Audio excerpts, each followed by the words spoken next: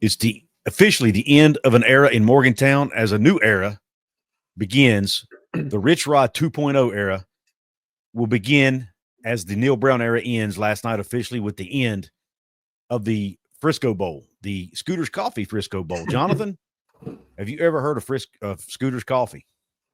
I have not. Maybe still a little bit tired from staying up. I hear you. Watching the game. Yeah, we may need some Scooter's Coffee. But yeah, anyway, yeah. This is episode 21 of the Gold and Blue Breakdown Show. I'm Couz here with my co-host Jonathan Martin, and we are going to preview that game a little bit, but we're also going to spend most of the time probably talking about the future. We're going to talk about the Rich Rod era beginning. We're going to talk about who he may bring in as defensive coordinator, maybe some players that may stick around on the current roster, some coaches, just the different things we're going to talk about regarding this new era or the new old era, however you want to call it, Rich Rod 2.0 era. We're going to spend most of the show probably talking about that. Again, here with Jonathan, episode 21, a Gold and Blue Breakdown. Jonathan, what's up, brother? Yeah, so we have made it to the off season, but it's probably going to be the busiest time of the season. So, yeah, a lot going on. The Scooter's Coffee Bowl, could have used that this morning or last night. Admittingly, I had to be on the road early the next morning. Bad combination for a late kick, but I was able to catch the rest of it. If you've watched this West Virginia football team throughout the entirety of the season, the Frisco Bowl was kind of it's a microcosm of the season. Essentially, there were some highlights on offense. There were some lowlights. The defense performed like the defense performed all season. And potentially the highlight of the night was Rich Rodriguez in the booth for about 10 minutes. Yeah. And kind of critiquing the play calling a little bit. Live in-game analysis there from Coach Rod. So, just putting a bow on it. Disappointing season, but a new era. As you said, Rich Rod 2.0. What's old is new, however you want to word it. So here we are. Yeah. Obviously, West Virginia lost the game 42-37. Somewhat heartbreaking fashion. They were actually down by 17 early, 18. I think at one point later in the game, they kept hanging around. The guys never gave up. Gotta give them kudos for that. They never quit, never gave in. They were giving it everything they had to try to pull off a victory. Really had a chance to do that late. They got the ball back down 42-37. We're driving with less than a minute to go. Garrett, trying to make a play, threw an interception, kind of threw a. You could argue it was not a great decision. Threw the ball into triple coverage. It got picked off. A controversial call a little bit there near the end on the return, the interception return, where Preston Fox knocked it out of the guy's hand. Looked like a fumble. West Virginia recovered it, but come to find out, he had already started his slide, so therefore he was dead. The play was dead. So if the fumble didn't count, game was over basically. All Memphis had to do was take a knee to end it. So that was how it ended. It started ugly. West Virginia, again, was trailing 17-0 early. 3 straight drives that ended in either a 3-and-out or a fumble. And then, I think it was really second quarter before they were able to get anything going offensively. And of course, their defense struggled pretty much all night with the exception of a couple drives. And, the offense was forced to score. They kind of got into a shootout and almost pulled it off. But just was not able to make quite enough plays at the end. But I tell you what, I do want to take a second, Jonathan. I've criticized Garrett Green some on the show, and because he's been somewhat inconsistent, didn't live up to the expectations I think we had, and I think he would admit probably he didn't live up to his own expectations. Yep. But man, that young man balled out in that game. 29 of 40, 328 yards passing for 2 touchdowns. Did have the 1 pick late that I mentioned. Also ran for 95 yards. Yeah. And he is the first quarterback in West Virginia history to have a game where he threw for 300 and ran for 95. Yeah. Yeah. So, and pretty cool stat. And I think you're right. I think he would even say it wasn't the season that he wanted. But I will say, for the most part, one of the things that Garrett has struggled with this season was decision making. And I'd probably defend him a little bit there towards the end of the game. I think there was, 18 seconds left, 20 seconds left on that drive. West Virginia didn't have a timeout, forced a throw. But that's happening so fast. You're trying to run first down. You're trying to run. Do I have time to spike the ball? You're trying to score. There's a lot going on in your mind right there. He did have a receiver to where he probably could have checked down. But again, in his mind, he's thinking, I'm running out of time. I don't have a timeout. Is that enough to get a first down? We've still got to score. There's a lot going on. So I'd defend him there. But I thought overall, outside of maybe that play and a couple real early missed throws. Yeah, but I thought overall, though, Couz, it was probably one of his best decision-making nights that I had seen this year. And what I mean by that is one of his biggest struggles this year was he ran when maybe he should have threw the ball, and he threw when he probably should have ran. And I thought last night in the Frisco Bowl, he did really well in that part of the offense, knowing when to tuck it and just run, obviously with their long touchdown run, and then when to throw the ball. But I would probably defend him a little bit there towards the very end, just because if West Virginia would have had one timeout, there's no doubt in my mind that ball's not forced there.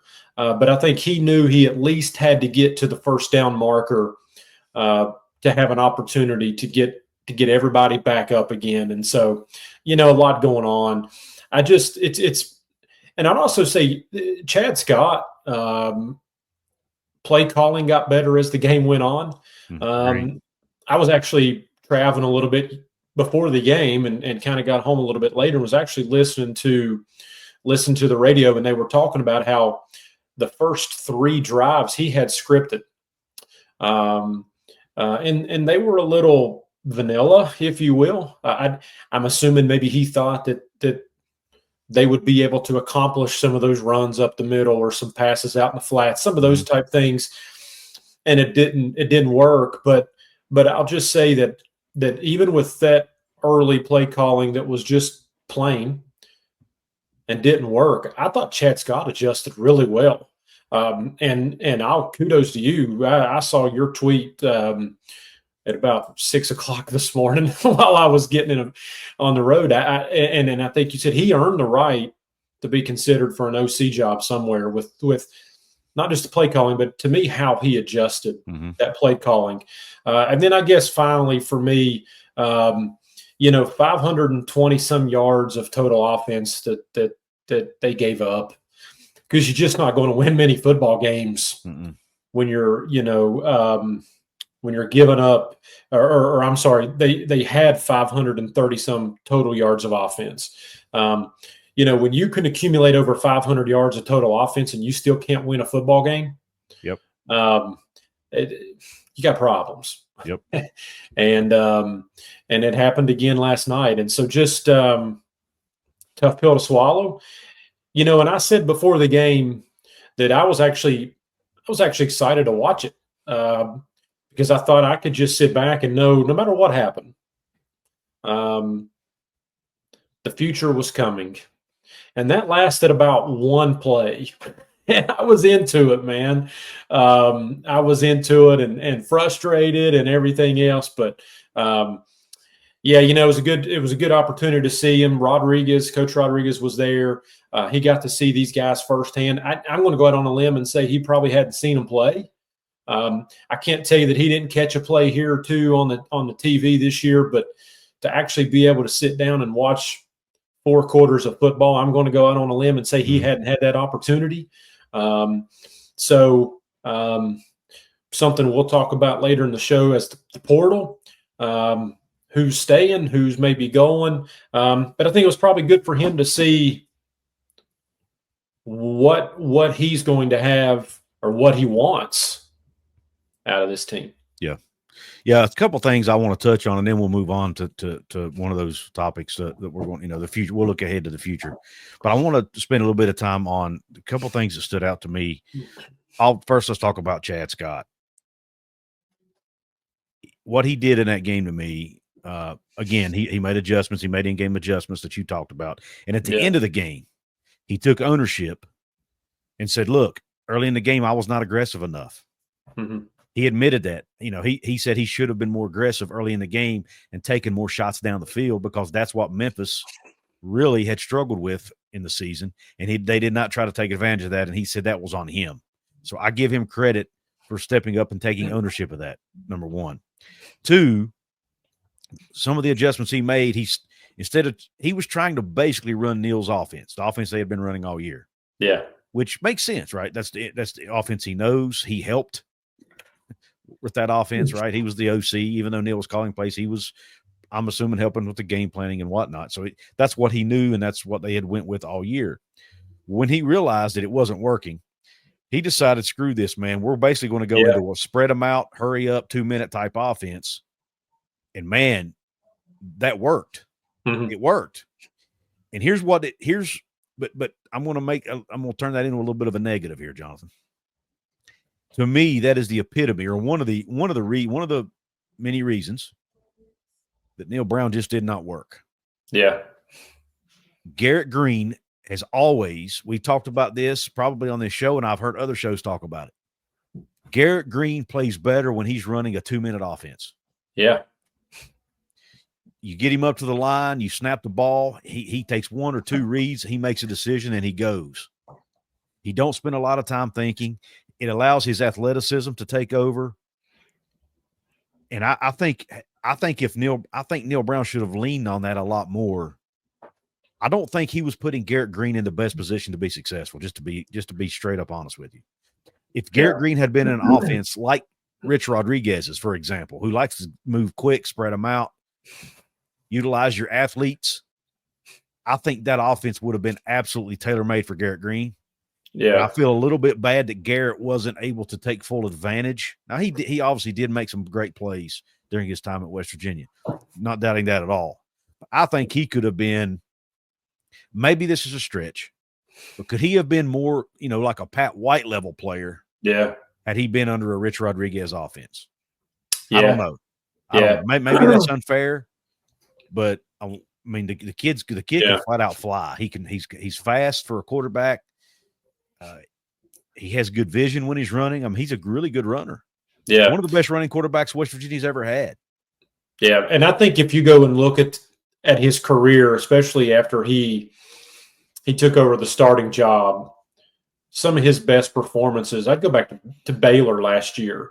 Some of his best performances were when he was running that offense. Mm-hmm. Because he can do both. He's a true dual threat quarterback. I think the devil's advocate part to that, though, is just so scared of having to put that defense back out on the field so much. Right.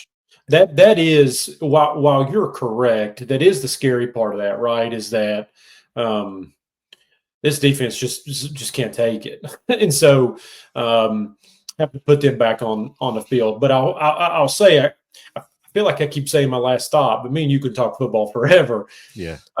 Hudson Clement, holy cow, what a game! Yes. 177 yards, 11 catches. My ESPN says 11 for 166. Mm-hmm. I don't know. And I'll tell you something else I thought was pretty interesting. How about Rodney Gallagher at wide receiver? 56 yards or 59 yards on 5 catches. It was nice just to see something other than that jet sweep. Because on this show, we have been pleading to get him more involved in that spread type offense that you're talking about. And we saw it last night. And so that was good to see. It was really good to see. And so as we move forward, and again, I know we'll talk about this, as we move forward, Hudson Clement, Rodney Gallagher, my goodness, those are 2 guys that I believe could thrive in a Rich Rodriguez offense. Yep.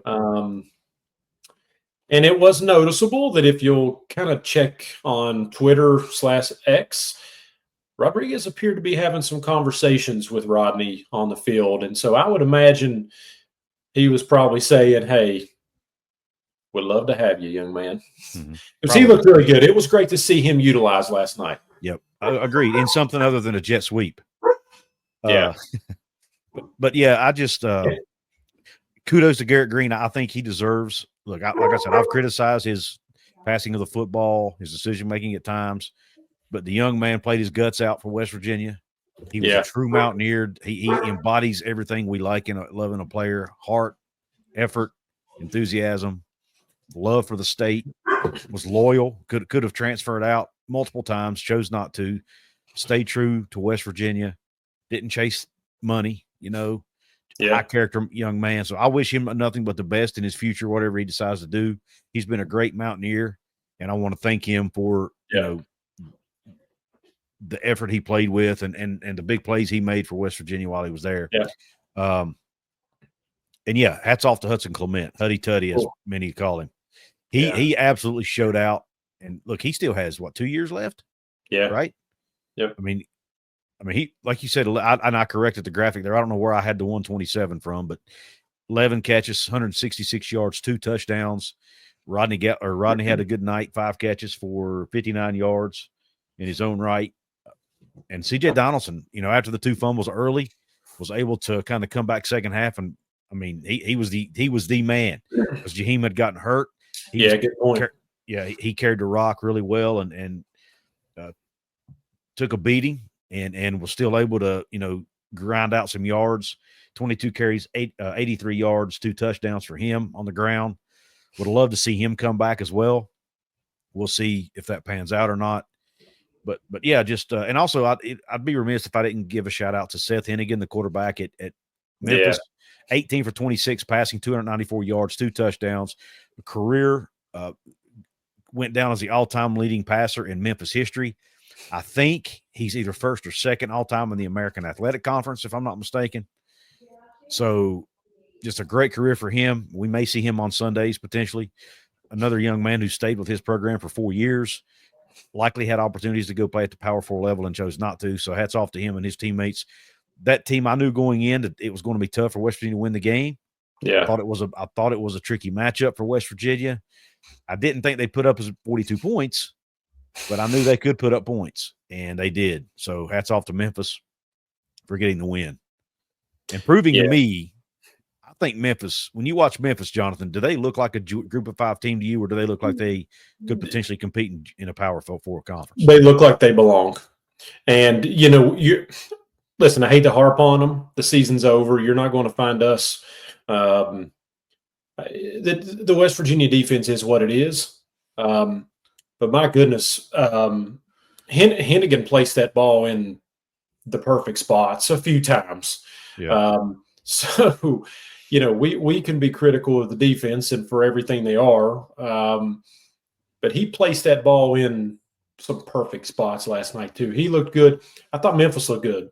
Now it was clear as the game went on, once West Virginia spread them out a little bit, that West Virginia was going to score. But I thought overall, Memphis looked like they belonged. They played good.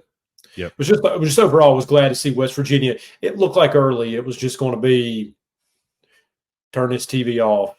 It's done. Yep. And credit to them for continuing to fight. Agree. And I briefly mentioned Jaheim White's injury. And then I think it was Garnett Hollis also went down with an injury in the game. I don't think he came back in. So hopefully those 2 young men are okay. Obviously Garnett is a senior, so it was his last game in a Mountaineer uniform. And then Jaheim obviously is only a sophomore, so he could potentially come back. And I do hope he does, because I think he's tailor-made for a Rich Rod offense. Yeah. I'm having visions of Steve Slayton burning people and against Georgia in the Sugar Bowl. So I think Jaheim's got that sort of ability. Now, I don't think he's got the straight line speed that Steve Slayton did, but he does have the ability to make those cuts. And for those that did not see, Jaheim did make an update on social media that he was fine. Just a slight pull, but just didn't want to risk it going forward. Right. So he is fine. And I mean, we might get into this a little bit later, but when you start looking at Jaheim White and Rodney Gallagher and Hudson Clement, West Virginia does have some pieces offensively that when you look at, you think wow, this fits perfect. Like this works. And so, yeah, it'd be curious as we go forward who does stay. Because especially offensively, now listen, defensively, you're just going to have to do a complete overhaul of the unit. You knew going into this offseason, you were going to have to address the offensive line anyway, pretty much. But in skill positions, you do have some nice pieces to build around if they do elect to stay. Yeah. And speaking of, talking about injuries real quick, I forgot to do this early in the show, so let's go ahead and give a shout out to your personal injury attorneys, Couz, Cantor, Stone Street, and Buckner. If you're in West Virginia or Virginia, you need a personal injury attorney. If you've been injured in an accident or if you need a medical malpractice attorney, give them a call and let's give them their due. Give them a shout out. We'll be right back. Since 1931, the attorneys at Couz, Cantor, Stone Street, and Buckner have been the voice for victims who have suffered serious injury or death. They have a fierce passion for truth and justice and a sincere compassion for those who have been wronged by others. Whether you have been in a car accident or fighting with an insurance company, or you or a loved one has suffered serious injury or death due to medical negligence, we will ensure your voice is heard loud and clear.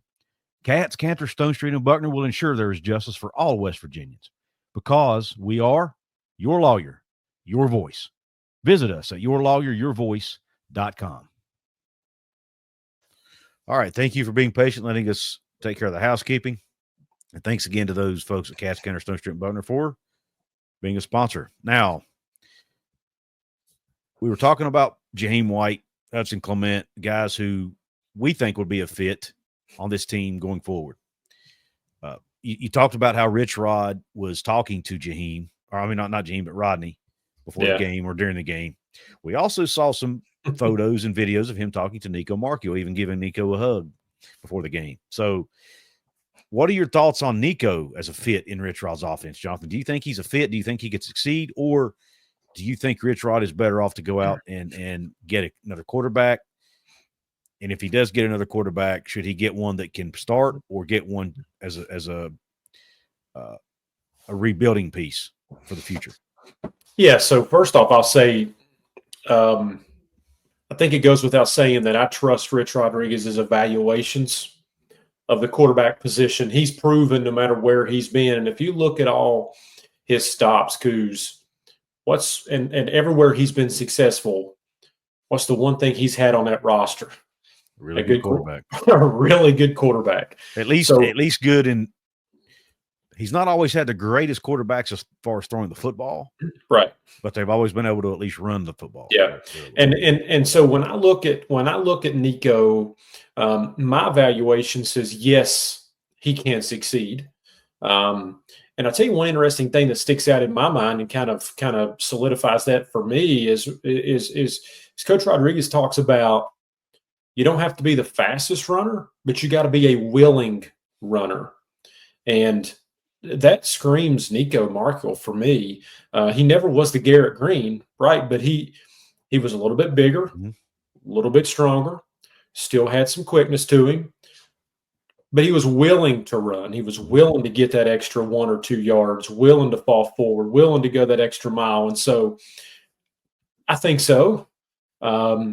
Now, there has been some indication on social media that Khalil Wilkins will return next year. They always say, I was taught growing up, you shouldn't assume, but here I go again. I'm going to assume that wasn't a decision, if he does indeed decide to return, that he made solely on his own. I would say Coach Rodriguez probably had a hand in, hey, young man, I think you can fit well here. So we feel like maybe that's an option and that Coach Rodriguez has seen something there in him. But yeah, certainly when I see Nico, I see somebody that in his starts has proven that you go back to Arizona this year, talk about making some throws that only the receivers on your team can catch. He was unbelievable in that Houston game, not so much against Cincinnati, but that was maybe a broader problem there on the team that day. But he's proven what he's capable of, and he's proven that he can be a willing runner. So for me, I think he can succeed. But one thing I've got a lot of faith in is that Rodriguez is going to be able to go out and find somebody. If it's not Nico, he's always been able to attract a solid quarterback that fits what he wants to do. So if it's not Nico, I think you and I both would have faith that he's going to find somebody that kind of fits the mold of what he's looking for. Yeah. Yep. And we might get to that later. I don't want to get ahead of myself here, but there are some names starting to pop up that are at least have mild interest between the two parties. But and like I said, maybe we can get to that in a minute. But and it should be noted real quick that it's not going to be Ryder Burton. Yes. Thank you. That was where I was going. He did hit the portal today. Yeah. And are there any other players on the roster? Like you said, defensively, he's going to bring in his own DC. That DC is probably going to have to evaluate the defense in his own right, which we'll talk about the DC topic here in just a minute. But once we get through talking about the players, but we've mentioned Rodney, we've mentioned Nico, we've mentioned Khalil, we've mentioned Jaheim. What about CJ? Do you think CJ's a fit in Rich Rod's offense? I think so. Obviously, doesn't have the speed factor that maybe some others do. But I don't think I can't imagine a world where Coach Rodriguez says that's not a fit here for everything that he's done. He's going to want that physical back too. So I think if nothing else, he's going to be a good complement to Jaheim and maybe somebody else that might come in. So, and Coach Rodriguez got a firsthand view of what CJ's capable of last night, almost 100 yards rushing, 2 early fumbles, which didn't look good to the new boss, but he was able to rebound right whenever Jaheim went out, and 2 touchdowns. One of those was a grown man touchdown. Absolutely, it was. So, yeah, I think he put on a good performance. And so I can't imagine Rodriguez looking at that game and looking at film and saying, yeah, I don't think this works here. So, I think if you could get a core of CJ and Jaheim, he's got a pretty solid start in the backfield going into 2025. Agreed. Absolutely. Totally agree. So it'll be interesting to see how many of these players stick around. Speaking of which, we mentioned Ryder Burton, some other players that have entered the portal already off this current roster. We obviously know about Josiah Trotter. He's already entered and actually has already committed to Missouri. We also found out today that Trey Lathan, his linebacker room mate, and coincidentally, former high school teammate and best friend of C.J. Donaldson, Trey Lathan, has also entered the portal. So that, I'm a little bit concerned there. Will C.J. follow suit? Will he do his own thing? So that we'll see. C.J. did put out a tweet using the Homer Simpson gif where he backs into the hedges. Basically showing, oh man, no, not my evil twin, So seemed like he was disappointed to see him go. Maybe that's a good sign that CJ's planning to stay. I don't know. I don't want to read too much. I hate to read too much into these tweets. Yeah. And it's fluid. These young men can change their minds depending on what conversations they may have with coaches. And, what if Neil Brown lands a job somewhere and they decide they want to go play? There are what happens with Chad Scott, right? There are so many things that go into these decisions. Don't want to read too much into tweets, but it is fun to look at these things and try to read the tea leaves. But Lathan's in, Trotter's obviously in, Ryder Burton's in, backup lineman Sully Weedman, who Matt Moore had spoke highly of. He is in. Aiden Garnes, the corner, is in. He missed a huge portion of the year injured. Now he was, I know the defensive secondary is much maligned. They had their struggles, but Aiden Garnes was actually starting to come on a little bit and play a little better as the season went on. And then unfortunately he went down with an injury before he was able to capitalize on that. And then I think I heard TJ Crandall went in a few days ago. He's already in. Yeah. Don't know what's going on with Justin Robinson. I thought I read somewhere that he was in, but I don't know that it's official yet. So who knows? He didn't play last night, so he's not with the team. So I'm assuming he's not coming back. So I don't know it's going to be interesting to see how this develops. Is there anybody else that I missed, Jonathan? Yeah. And I think did you mention, and I was scrolling to see if there was any updates. I don't know if you mentioned Tomas. I did not. That's a big Remack. Tomas Remack. Tomas Remack, offensive line. Just a pile of starts at West Virginia. So somebody that is obviously experienced. Honorable mention, all Big 12. He started 28 games. Yeah. So I think if you look, obviously Remac's probably one of, if not the biggest, along with Trotter, to leave. So far, doesn't appear outside of maybe Trey Lathan that there's any surprises. I guess that's probably the best way to word that. Not any surprises. Mm-hmm. Listen, we realize 2 points here: one offense, one defense. We said it earlier on the defensive side. There's going to be some overhaul on that unit. I'm not sure if you could look at the total season. If you can look at every game, if you can look at the statistics, and then if Rich Rodriguez can sit last night and watch what we watched, I'm not sure that he's losing sleep. And quite in these meetings, just say, hey, I just don't think it's going to work. So I don't think we're surprised there. Remac offensively is a little bit of a hurt, especially in the sense of 28 career starts. That's a tough pill to swallow. Mm-hmm. You already knew just because of graduation you were going to lose a large portion of that offensive line. Now you do have a Johnny Williams that's capable, that it's started last night. There are some other guys there. Of course, Sully was maybe one of those that you thought would come in and play. So we don't know where the portal is going to take us by the time this show comes out. It's hard telling. But as we sit here right now, my biggest concern is not defensively. My biggest concern is going to be on that offensive line. Yeah. You do have some younger guys, one of which played at Jacksonville State under Rich Rodriguez. And so there's an expectation there if he knows what he's getting. And so offensive line is probably my biggest concern right now, just because of the totality of the loss and considering the fact that was a strong unit for the most part this season.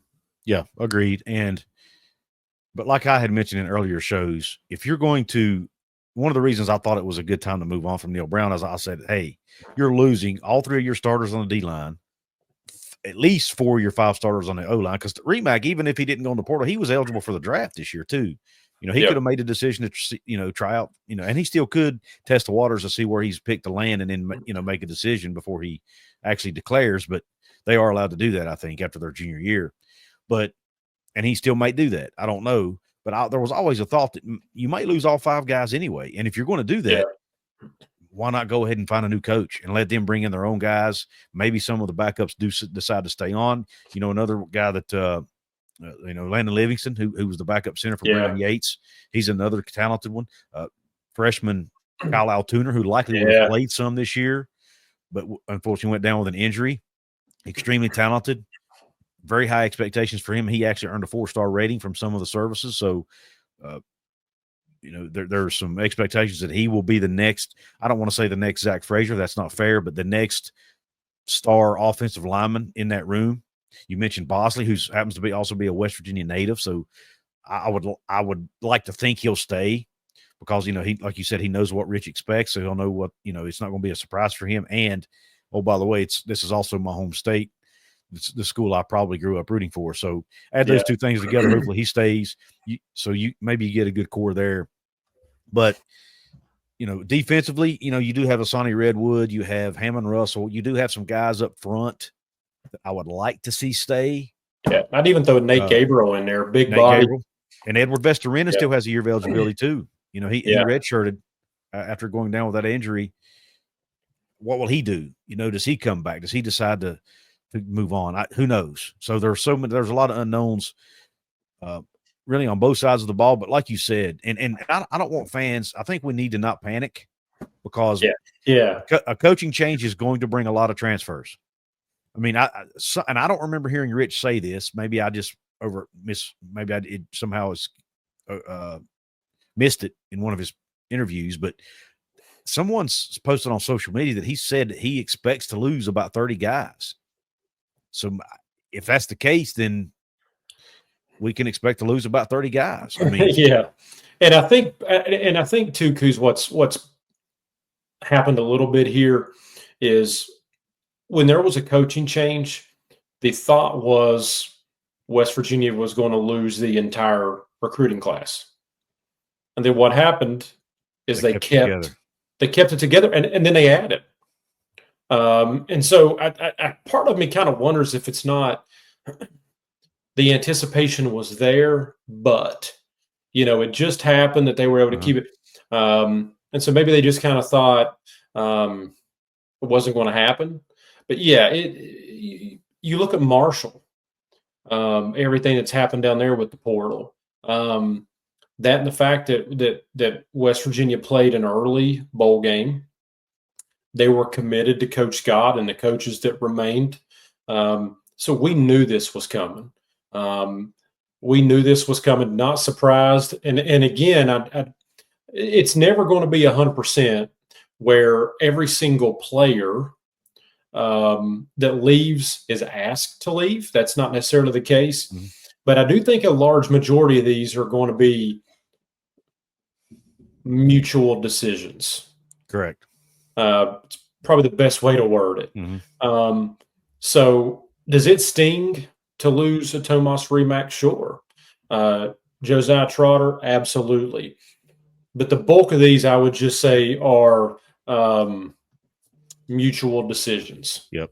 And this staff will bring in their own guys. That's the portal works both ways. It works both ways, Couz. And so, you've got a coaching staff, we're going to talk about this, that has, count them, one coach. I mean, Rich Rodriguez. Now, the anticipation is there's a lot of work behind the scenes, and when one gets announced, I don't think it'd be crazy to start seeing 3, 4, 5 coaches announced. But right now, you have pretty much one football coach for next year. And so once the bowl game, I was told that pretty much what Rodriguez wanted to do was to let West Virginia play their bowl game out of respect to that staff. Let Jacksonville State play their bowl game. They're not going to take every coach. They're not going to take every player, but there could be some transition there. Mm-hmm. And I think the agreement was, I'm going to let, out of respect to both teams and their situations, we're going to let them play their game. Jacksonville State plays Friday this week. Then after that, I think you'll start to see, you're already seeing some on the West Virginia side. Then after that, I think you'll start seeing a little bit more transition. But you make a great point. It takes away, but it also gives, right? And I think that the thought is, and it's easy to go there. You're on X and you're scrolling and you see this player gets this player, this team gets this player. And it's just one after another, and West Virginia's sitting over here with nothing. It's going to work itself out. I promise. Agreed. Speaking of coaches, let's go ahead and jump over to that next topic. This one probably won't take but a minute, and then we'll jump to the defensive coordinator one, which we'll probably spend a little bit more time on. Are there any coaches on this staff today, the current staff, that you see potentially staying on under Rich Rodriguez?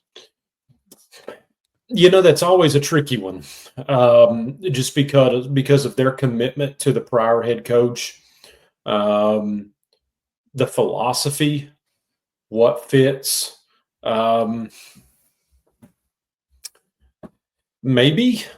Could you see a Chad Scott, for an example, stay on?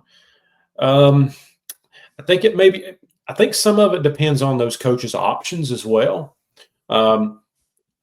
Chad Scott's in a unique position, Couz, because he was the offensive coordinator at West Virginia, but he didn't really call any plays. Well, guess what Rich Rodriguez does? Calls plays. So, and I don't know if Rodriguez would be wanting him to stay, but does Chad Scott want to stay on and go to running backs coach, or once again an offensive coordinator that doesn't call plays? What's his options? Right. I could see a Blaine Stewart staying on. Mm-hmm. I don't think those two guys need much of an introduction to each other. With Blaine's dad, Bill, and the relationship with Rich there, and Blaine has proven to be an up and coming coach in this profession. He has shown his ability not just to coach, but his ability to recruit. the tight end position has performed over expectations, in my opinion, and there's some young guys in that group that have a lot of promise. So I could see that. That's a tough one because you just don't know what those other guys have in terms of what options they have. Right. The first thought is that Rich Rodriguez would probably bring his buddy and Rod Smith that's been with him for forever. But Jacksonville State still is looking to hire a football coach. Correct. And he's in the running for that. And he's in the running for that. That's been reported at a lot of places. And he's going to be doing what Chad Scott did. He's going to be an interim head coach Friday. So what happens if they go out and they win that game with their backs against the wall? And does that boost him up? So then all of a sudden it opens up a job. And then if Rod Smith gets the job there, does he keep any of those Jacksonville State? Do those guys get elevated just a little bit? Maybe a DB's coach to a DC job. And so a lot of moving parts, and that's a lot of words to say. I could see maybe Chad Scott, maybe Blaine Stewart. Yeah.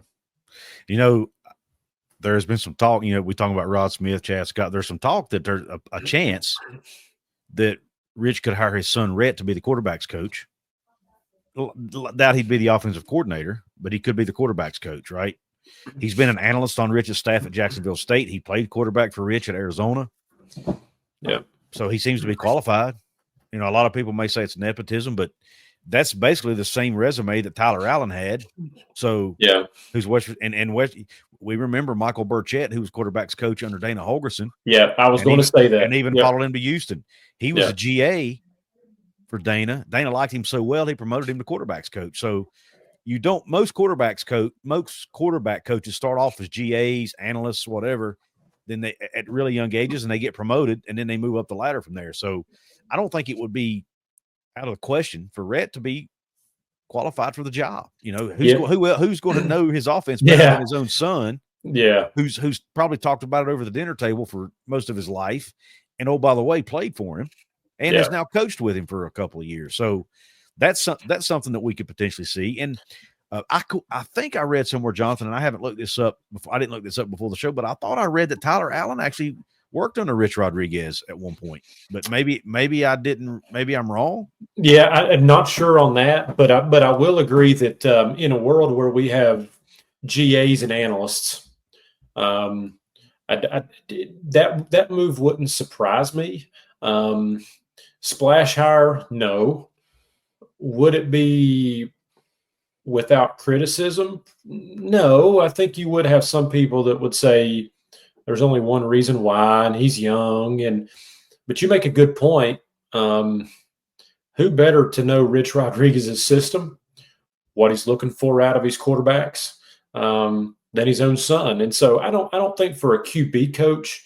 Yeah, I mean, you made a good point with Tyler Allen. I mean, he's been praised this year for the work he's done, and would be essentially the same situation here. So don't hate that hire. Then I guess the flip side of that is, and I don't know any names, I'll preface it by saying that, but if you were to go out on the quote-unquote market and you were to look for a quarterback's coach, do you believe that Rich Rodriguez could find a QB coach that is more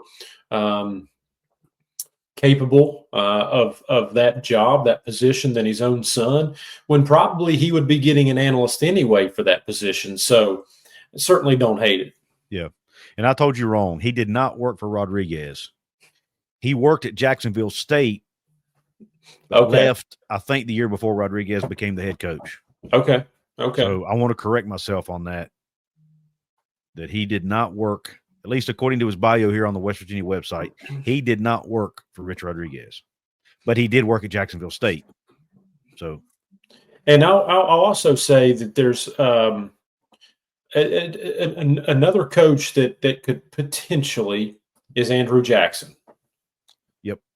The defensive line has been a stronghold this season. I think they've performed well. They lost some guys. They replaced guys well. Those guys were coached up. They've recruited well at that position. But again, I would go back to if that's a position that Rodriguez would be interested in bringing from Jacksonville State, does that coach get elevated there? So a couple moving parts, but I'd probably throw Andrew Jackson into that list as well. Yep. Yeah, I agree. Now, my all those coaches, there's a possibility. If I had to, if you ask me, if you put a gun in my head and ask me, do I think any of our current coaching staff stays? I'm going to say probably not. And if they do, I would probably put the over/under at 1.5. I don't think they're going to keep a bunch. I do think Rasheed Marshall has a good chance to keep his role on the player personnel side or whatever it is that he does. Obviously, because of his connection with Coach Rodriguez, he seems to be well loved by the players. It'll be interesting to see what they do with the strength and conditioning. You know, Mike Joseph has been there since 2008, since Bill Stewart took over. So, you know, but Rich has also had his own strength and conditioning guy for quite some time. So it'll be interesting to see. You know, Rich is not married. You know, he's made it clear he's not married to having the same guys. I think he's willing to go outside the box. And the reason I say that is the defensive coordinator. When you look at the names that are coming up for defensive coordinator, the top two on the list that I'm hearing, that you're hearing the most smoke around, I guess. Obviously, Jamal Adai's an easy one, right? An obvious one that comes up. But is Zach Alley, the co-defensive coordinator at Oklahoma, and Jeremiah Johnson, who's the current defensive coordinator at Louisiana Tech. Those are the two names that keep coming up the most. And I'll be honest with you, I'd be okay with either hire, but man, Zach Alley, I get excited. I get giddy. Number one, just getting a coach from Oklahoma we usually lose coaches to Oklahoma. West Virginia normally loses coaches to Oklahoma. If they're able to steal one from Oklahoma, that would be a big deal in my opinion. And here's what Skylar Callahan had to say in an article over at West Virginia SI site. He says that Allie's relationship with Oklahoma head coach Brent Venables goes back to 2011 when he served as a student assistant under him on the staff at Clemson. So he was a student assistant on that 2011 team that West Virginia boat raced, apparently. Says Allie remained at Clemson through the 2018 season before moving on to take his first position coach job as the inside linebackers coach at Boise State. After 2 years in Boise, Terry Bowden named him the defensive coordinator at UL Monroe. There's the first Rich connection in 2020, because Rich was actually OC on that staff in 2021, making him the youngest coordinator at the FBS level at 27. Impressive. He's on the fast track. Yep. There he met Rich Rodriguez, who was the offensive coordinator. He was so impressed by Allie's coaching and ability to scheme a defense that he brought him to Jacksonville State the following year to serve as his defensive coordinator. Allie's unit finished 33rd in scoring defense and 43rd in total defense. And then when you go down here and look at his numbers, here's the Oklahoma defense. In 2023, before Zach Allie joined the staff, they were 60th in the country in total defense. In 2024, they're 20th.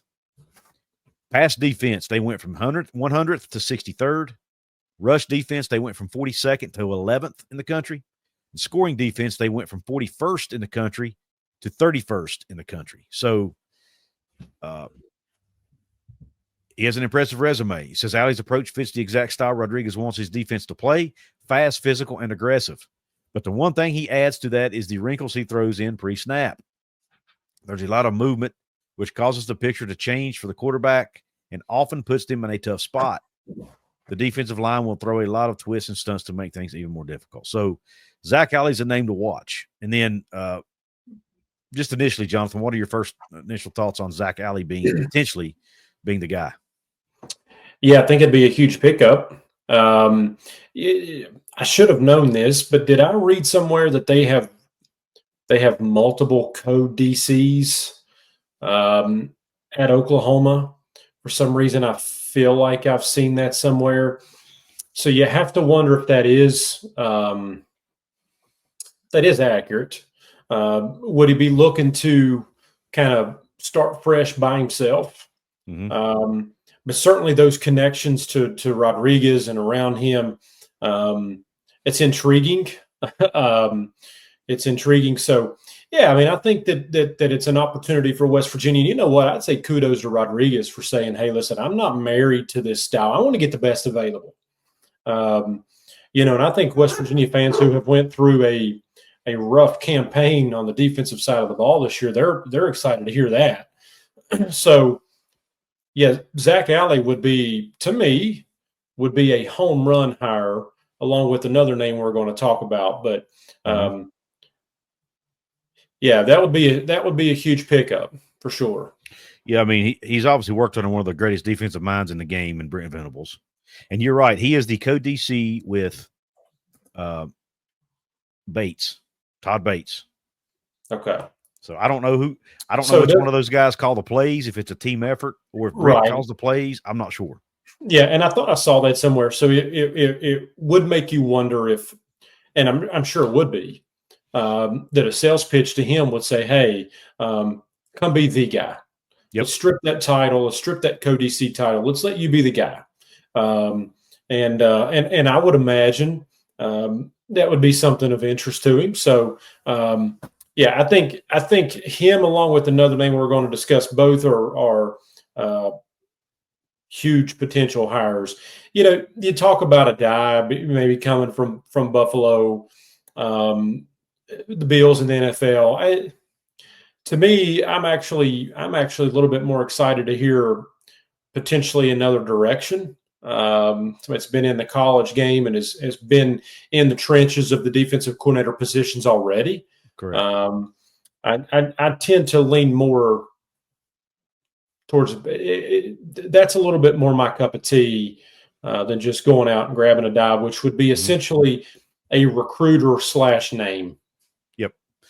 And I do want to say, Rich Rod has, he said in his presser the other day, or maybe it was on in the Q&A afterwards or whatever. He has the resources to hire a high quality defensive coordinator. So it's very possible that money may not be an issue here. A lot of people, my first instinct was there's no way we can pay him what Oklahoma does. Well, maybe West Virginia can. If he's going to be the DC, then obviously that's going to demand a higher pay. Maybe Oklahoma's not willing to do it. I don't know. Or like you said, maybe it's not all about money for him. Maybe he wants to do his own thing. Yeah. Have his own defensive room or his own defensive, be his own guy, so to speak.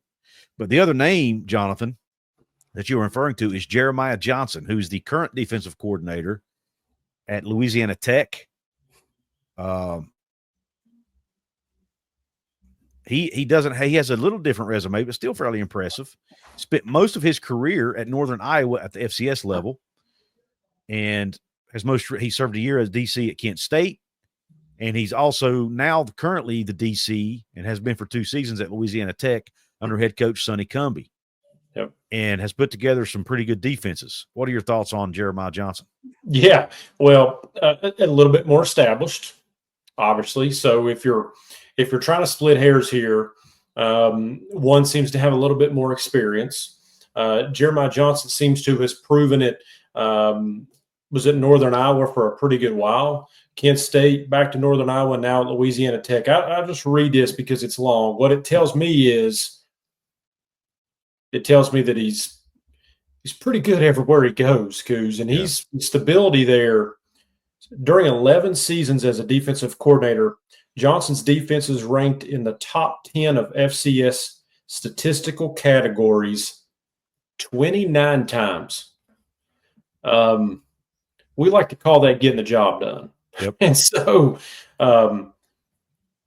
for me, I don't know how you want to differentiate between Alley and Jeremiah Johnson, but when I look at it, I think to myself, Johnson's probably just a little bit more established in terms of just having done it for so many years.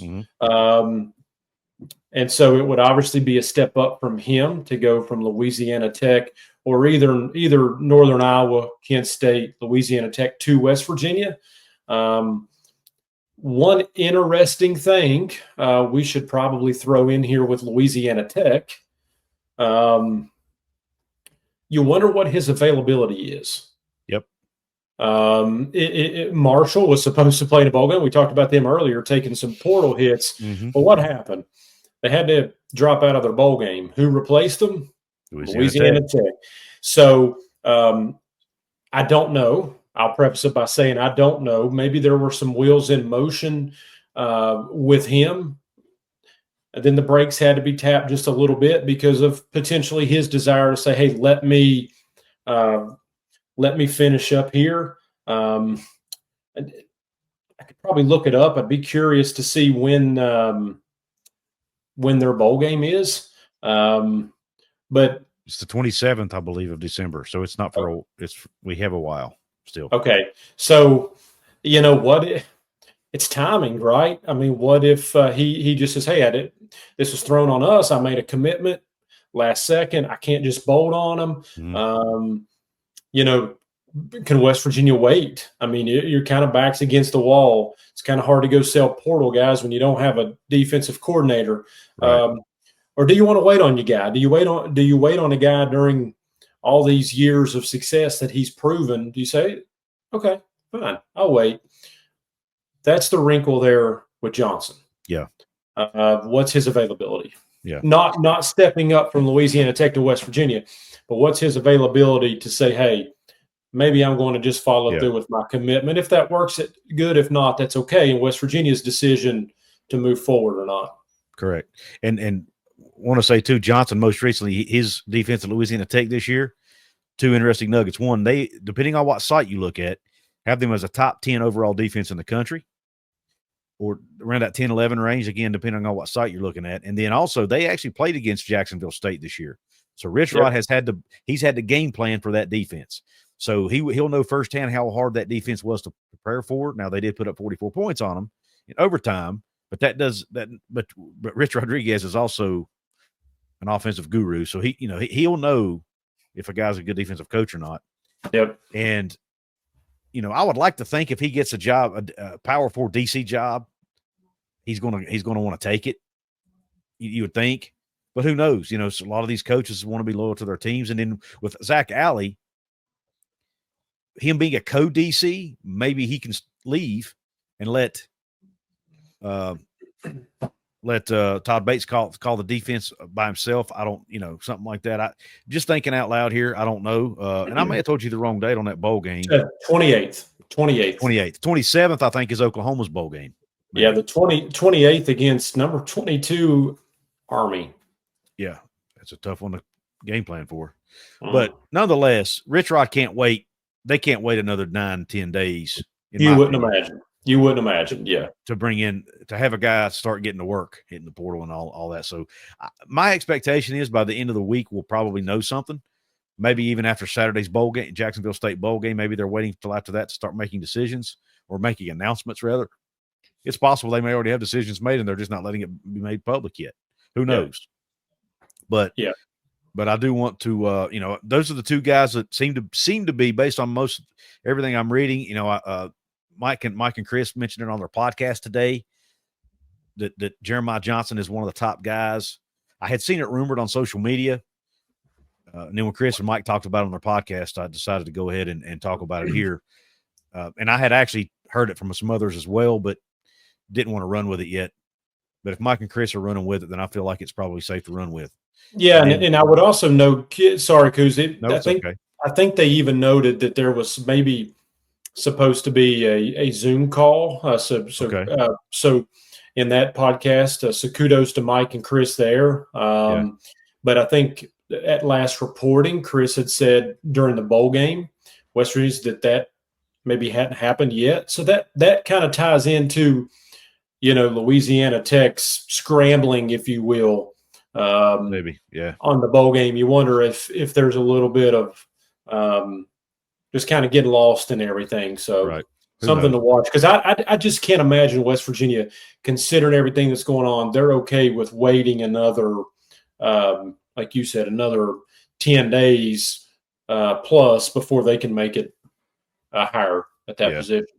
That's such an important position. Exactly. I mean, these portal guys are moving quickly. Like a guy goes in the portal within 2 to 3 days, he's committing somewhere. Typically. I mean, would we agree, Couz, that the defensive coordinator position is probably the biggest hire of the staff? It absolutely is, because Rich Rod's going to have his handprint on the offense.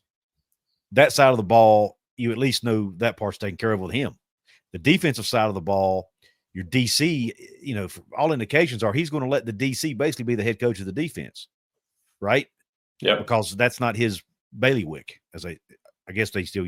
It's might be an old term, but I'm an old guy. So anyway, it's not his cup of tea. He's going to let somebody else handle that, right? And then plus your DC's probably going to have to hire the staff for the defensive side of the ball. I would imagine.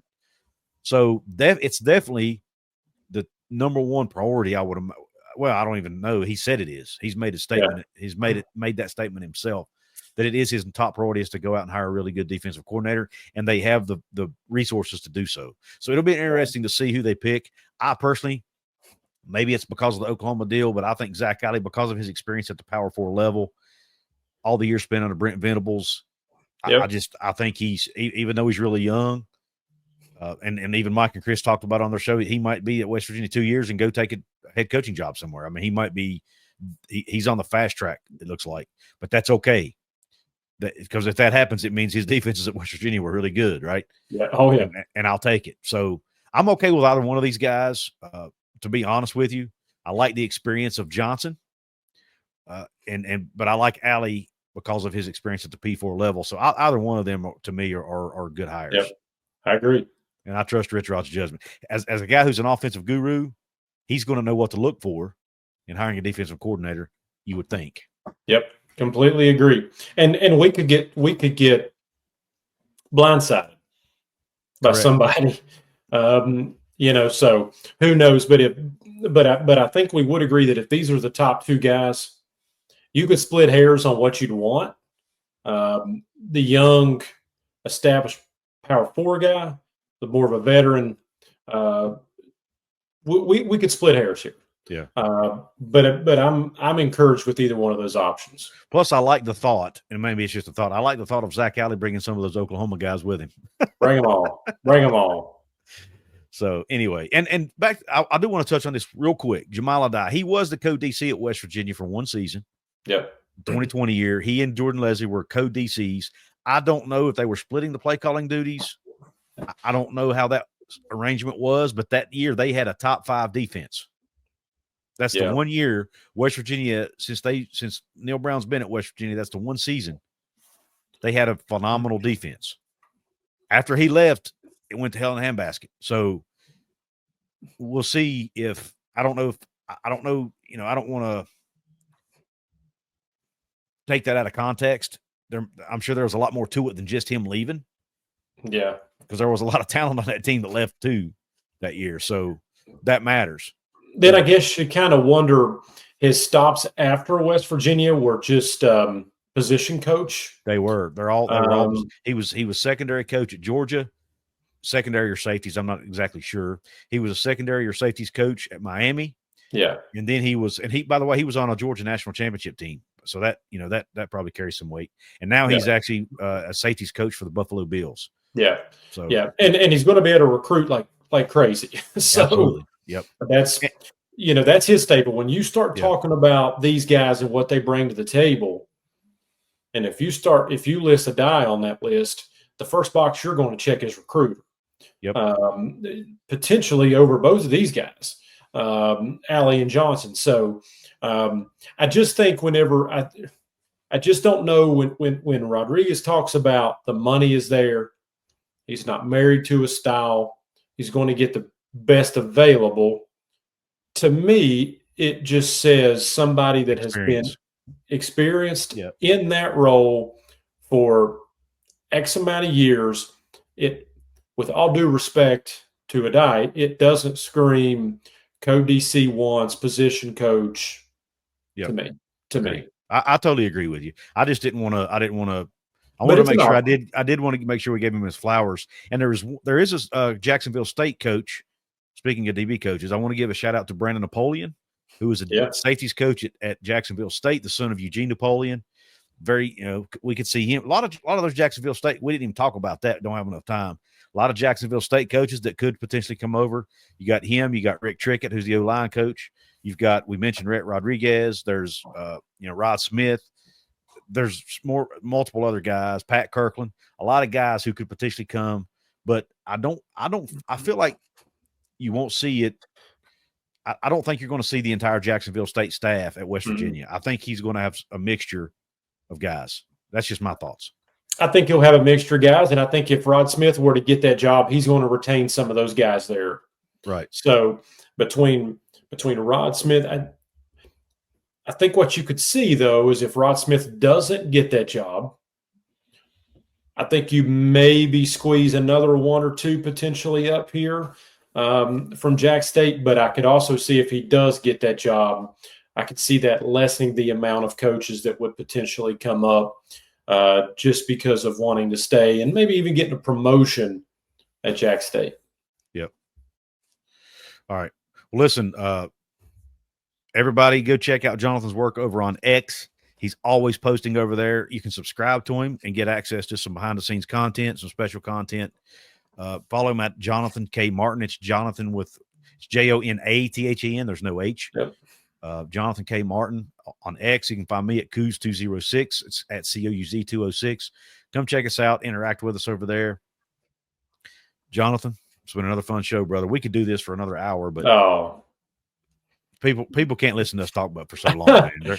I know it. This has been an absolute blast. What I just get lost in it. Episode what now? 21, 21. I've said it before. My first time showing this mug to you all, but man, I've had an absolute blast. You've been great to welcome me in, and who would have? I've said it before. Who would have thought when we started this? That in episode 21, from 1 to 21, it would have been the roller coaster that it's been. Yeah, man, boy. For this team, this staff, this program, back to Rich Rodriguez. Holy cow. So full circle, I guess, so to speak. Looking forward to many more of them. Absolutely. Well, listen, guys, everybody, thank you for tuning into the show. If you're listening to this on audio only, please give us a 5-star rating if you don't mind. I always forget to mention that. If you're watching on YouTube, make sure you like, share, comment, subscribe to the channel if you haven't yet. We record the Gold and Blue Breakdown show every week. Jonathan will also sometimes hop on with me for some special shows as well, some live streams if we have emergency news to break or whatever. So, you may see him on with me at other times, but come check us out. And again, thanks for tuning in. Hope the rest of your day is top shelf. Q Country Roads.